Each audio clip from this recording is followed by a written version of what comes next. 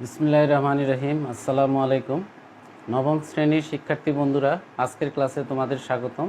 আমি এইচ.এম. সাইফুদ্দিন, সহকারী শিক্ষক গণিত, কমলাপুর স্কুল অ্যান্ড কলেজ। আজকে আমি তোমাদের অধ্যায় 14-র উপরে ক্লাস নিব। তোমরা ইতিমধ্যেই জেনেছো যে এই মাসের 10 তারিখ থেকে তোমাদের বার্ষিক প্রস্তুতিমূলক পরীক্ষা শুরু হবে এবং তোমাদের বার্ষিক প্রস্তুতিমূলক পরীক্ষার সিলেবাস হচ্ছে অধ্যায় 2, অধ্যায় 7 এবং অধ্যায় 14।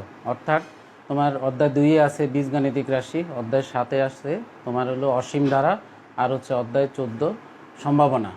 এই তিনটা অধ্যায়ের উপরেই মূলত আমাদের অনলাইন ক্লাসগুলো হয়েছে তোমাদের নবম শ্রেণীর। তো তোমরা এই ক্লাসগুলো দেখবে, এই ক্লাসগুলোর উপরেই কিন্তু আমাদের বার্ষিক প্রস্তুতিমূলক পরীক্ষা কিন্তু প্রশ্নগুলো হবে। চলো আমরা ক্লাসে চলে যাই। তোমরা ইতিমধ্যে দেখেছো যে অধ্যায় 14 অধ্যায়টা কিন্তু খুবই সহজ এবং হচ্ছে এটা তোমাদের জন্য কিন্তু খুবই গুরুত্বপূর্ণ একটা অধ্যায়। কারণ হচ্ছে এই অধ্যায় থেকে একটা সৃজনশীল অবশ্যই আসে এবং তোমরা যদি একটু মনোযোগ দাও তাহলে এই সৃজনশীল প্রশ্নের উত্তর কিন্তু খুব সহজেই করতে পারো। তো এই অধ্যায়ের অঙ্কে যাওয়ার আগে আমরা এই অধ্যায়ের কিছু তথ্য আমাদের জানা দরকার, যে যে তথ্যগুলো আমাদের অঙ্ক করার জন্য খুবই উপকারী হবে। চলো আমরা তথ্যগুলো নিয়ে একটু আলোচনা করি। প্রথমে আসো যে সম্ভাবনা কি।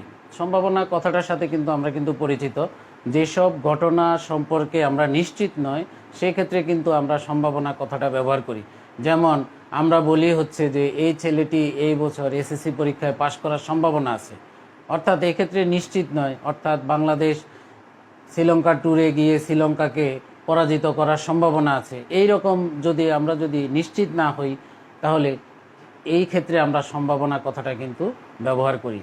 সম্ভাবনা মূলত কোনো ঘটনার অনিশ্চয়তার মাত্রার উপর নির্ভর করে। অনিশ্চয়তা যে সম্ভাবনাটাকে আমরা সাংখ্যিকভাবে প্রকাশ করার চেষ্টা করব। যে চলো আমরা দেখি যে সম্ভাবনাকে আমরা সাংখ্যিকভাবে যদি প্রকাশ করার চেষ্টা করি, যে তাহলে আমরা কিভাবে এটাকে প্রকাশ করতে পারি। যে কোনো ঘটনা ঘটা বা না ঘটার নিশ্চয়তার গাণিতিক পরিমাপকে আমরা সম্ভাবনা বলবো। যে গাণিতিক পরিমাপ আমরা এই অধ্যায়ে মূলত গাণিতিক পরিমাপ করার কিন্তু চেষ্টা করব এবং কিছু সূত্রের সাহায্যে আমরা কিছু সমস্যার সমাধান করব। সম্ভাবনা আমরা কিভাবে পরিমাপ করব। যে কোনো ঘটনার সম্ভাবনা আমরা পরিমাপ করব, উক্ত ঘটনার অনুকূল ফলাফল থাকবে উপরে আর সমগ্র সম্ভাব্য ফলাফল থাকবে নিচে।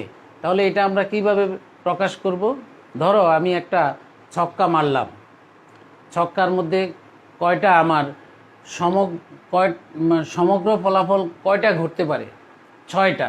একটা ছক্কা যদি আমি মারি 1 উঠতে পারে, 2 উঠতে পারে, 3 উঠতে পারে, 4 উঠতে পারে, 5 উঠতে পারে।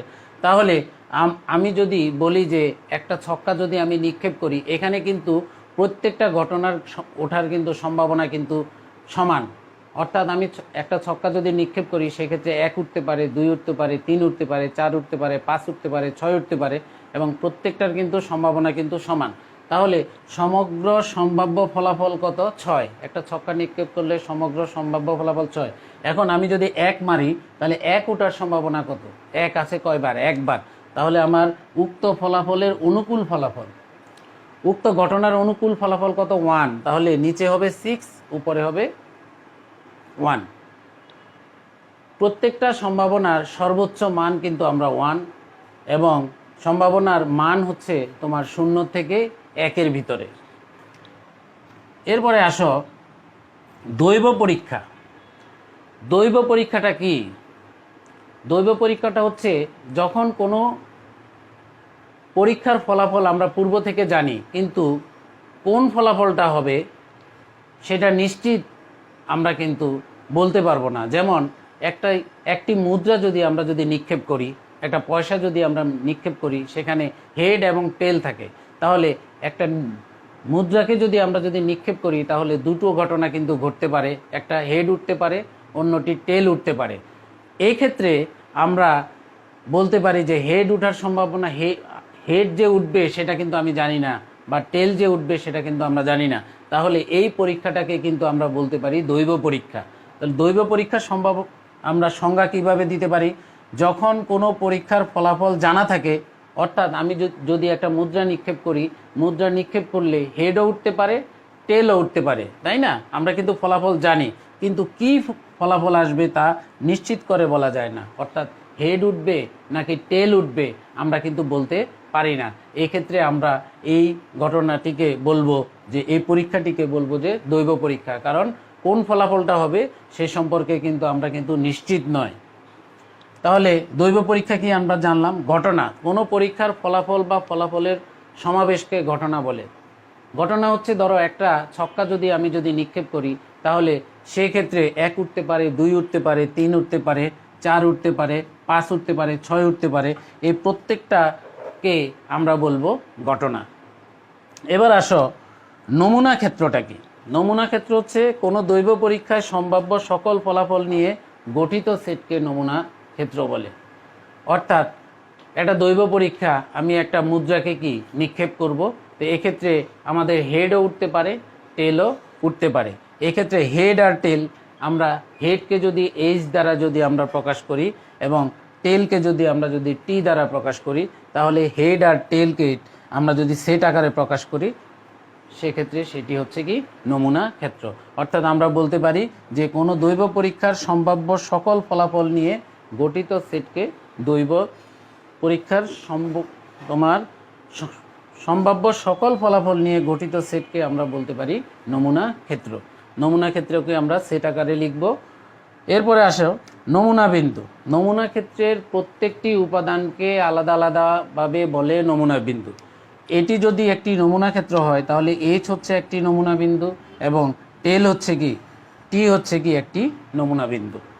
এবার আসো নিশ্চিত ঘটনাটা কি।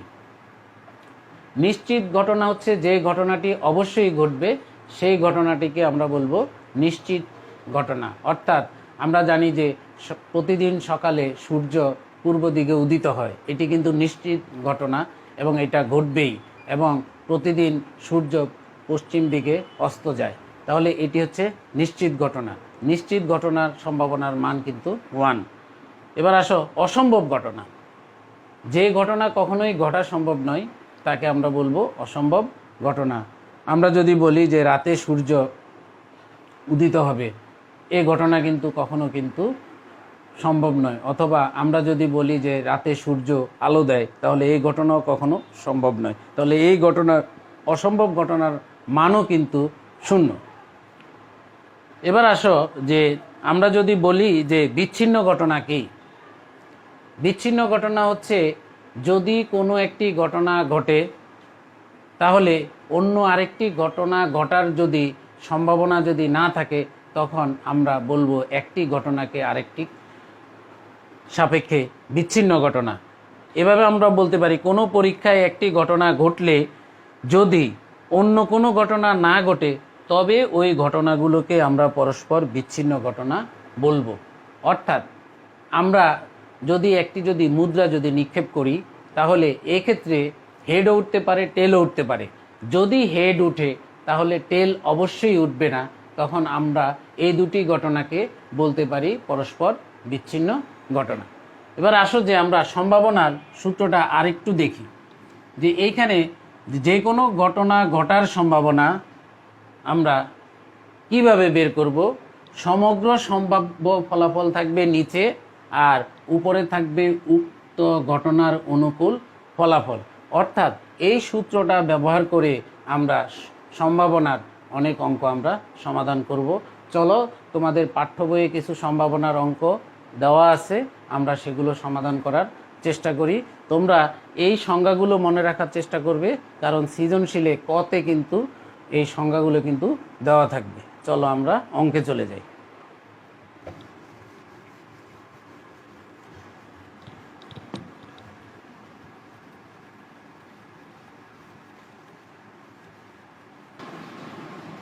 আমরা একটা অঙ্ক দেখি। একটি থলেতে 4টা লাল বল, 5টা সাদা ও 6টা কালো বল আছে। এখন বলগুলোকে আমরা মিশিয়ে দিলাম। দৈবভাবে একটা বল নেওয়া হলো, এখানে কত বলছে লাল বল হওয়ার সম্ভাবনা কত, সাদা হওয়ার সম্ভাবনা কত এবং কালো হওয়ার সম্ভাবনা কত সেটা আমাদেরকে বের করতে হবে। অর্থাৎ একটা থলেতে লাল বল, সাদা বল এবং কালো বল মিশানো আছে। সেখান থেকে একটা বল যদি তুলি আমাদের, সেটা লাল হওয়ার সম্ভাবনা কত, সাদা হওয়ার সম্ভাবনা কত এবং কালো হওয়ার সম্ভাবনা কত, সেটা আমাদেরকে বের করতে হবে। প্রথমে আমরা ধরো লাল বলের অনুকূল ফলাফল, আমরা যে কোনো ঘটনা ঘটার সম্ভাবনা সূত্র কি করেছিলাম, সমগ্র সম্ভাব্য ফলাফল থাকবে নিচে আর উপরে থাকবে ওই ঘটনাটির অনুকূল ফলাফল থাকবে উপরে। যেমন লাল বল এখানে কয়টি ছিল তোমরা একটু লক্ষ্য করো, বলেতে লাল বল ছিল 4টি।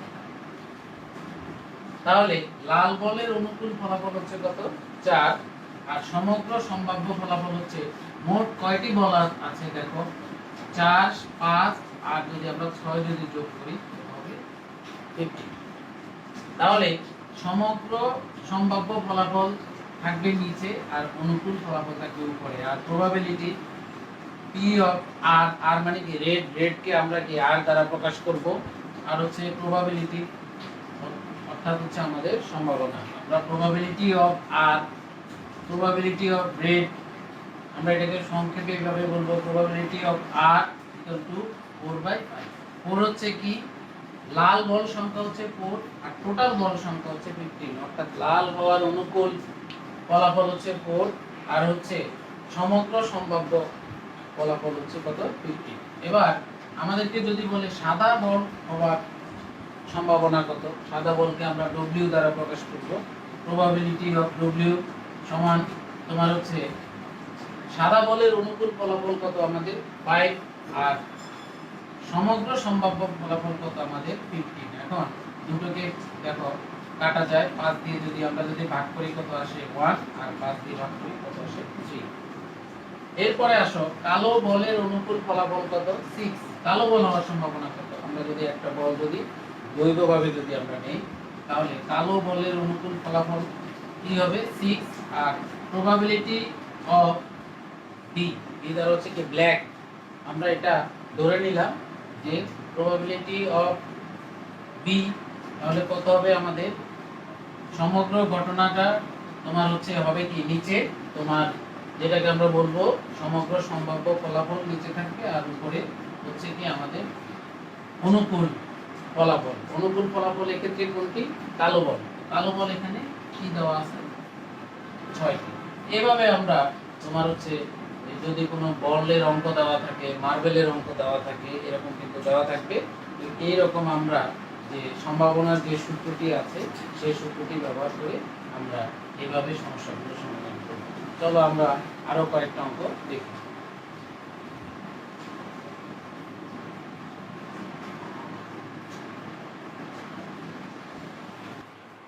চলো আমরা আরেকটি অঙ্ক দেখি।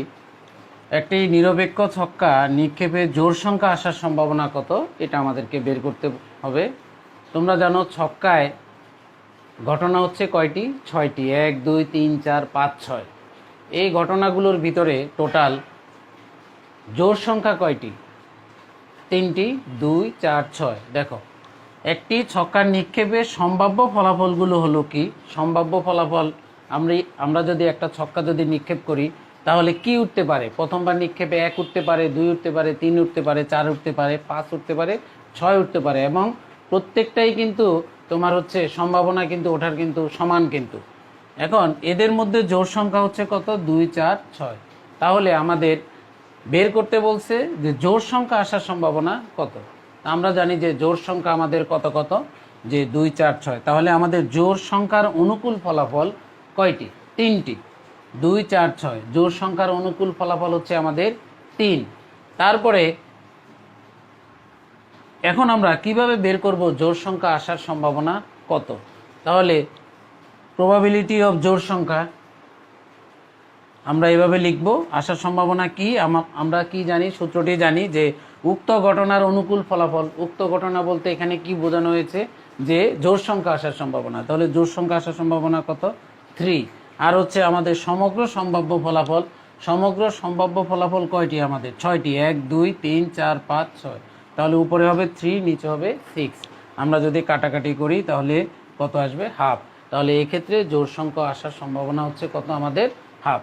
তাহলে তোমরা আজকে আমি যে অংশটুকু আলোচনা করলাম, এর পরবর্তী যে প্রবাবিলিটি ট্রি নিয়ে আমি পরবর্তী ক্লাসে তোমাদের অঙ্কগুলো করাবো। প্রবাবিলিটি ট্রি নিয়ে যে 2-3টা অঙ্ক করাবো তোমাদের। আশা করি তোমরা সেই অঙ্কগুলো বাসায় করবে এবং তোমাদের যে বার্ষিক প্রস্তুতিমূলক পরীক্ষায় কিন্তু এই চ্যাপ্টারের উপরে কিন্তু একটা সৃজনশীল থাকবে। তো এবং আমি আশা করি যে তোমরা খুব সহজেই সেই সৃজনশীল প্রশ্নটির উত্তর তোমরা পরীক্ষায় অ্যান্সার করতে পারবে খুব সহজে।